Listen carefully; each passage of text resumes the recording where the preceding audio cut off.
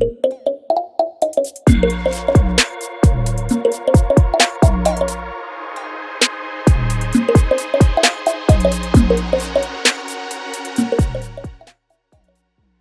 Masalana, sometimes when you look at what people do in the name of being led by the Spirit, you get surprised.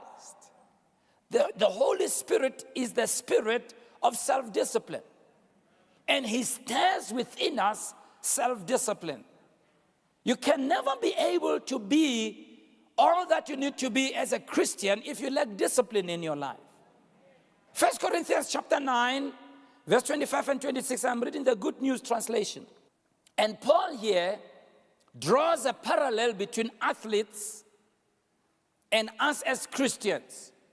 And he says, in the same way athletes have to embrace certain things, certain disciplines, do certain things, we need to do the same thing spiritually. 1 Timothy 4:7 in the Amplified Bible.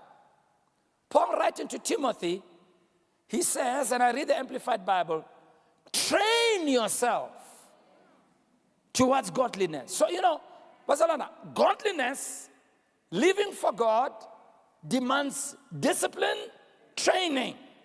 Note what it says. It says, train yourself towards godliness, keeping yourself spiritually fit.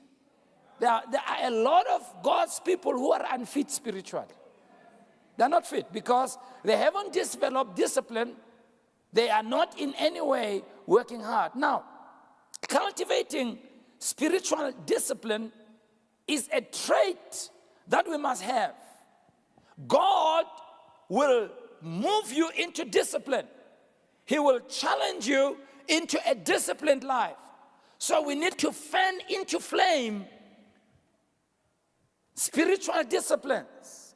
We need to cultivate and fan into flame discipline into our lives. It's something we must encourage. It's something we must long for. It's something we must work hard for.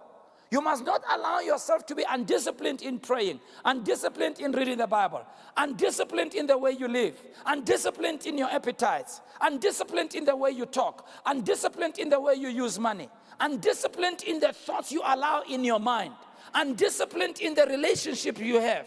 We need to be disciplined. God has given us a spirit of discipline, self-discipline. And that is one of the major traits of being a spiritually matured person is to be self-disciplined. Look at your neighbor and say,